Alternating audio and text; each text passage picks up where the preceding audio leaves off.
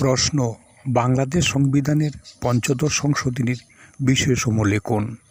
উত্তর, বাংলাদেশ সংবিধানের পঞ্চদশ সংশোধনীর বিষয়সমূহ নিম্নরূপ। ১. 1972 সালের সংবিধানে জাতীয়তাবাদ, সমাজতন্ত্র, গণতন্ত্র এবং ধর্মনিরপেক্ষতার 4টি মৌলিক রাষ্ট্রীয় নীতি পুনর্বহাল করা হয়। 2. সংরক্ষিত মহিলা আসনের সংখ্যা বর্তমানে 45 থেকে 50টিতে উন্নীত করা হয়। 3.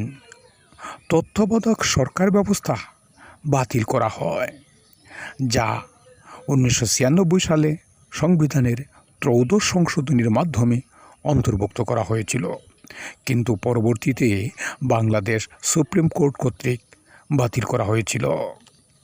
4. শেখ মুজিবুর রহমানকে জাতির পিতা হিসেবে স্বীকৃতি প্রদান। 5. সংবিধান থেকে গণভোট ব্যবস্থা বাতিল করা হয়। 6. 71-এর মুক্তিযুদ্ধে মানবতা বিরোধী অপরাধে সাজাপ্রাপ্তদের নির্বাচনে অংশগ্রহণ অবৈধ ঘোষণা করা হয়। 7. সংবিধানের শেষে 3টি নতুন তফসিল সন্নিবেশিত করা হয়, যা হল: ক. শেখ মুজিবুর রহমানের 7ই মার্চের ভাষণ। খ.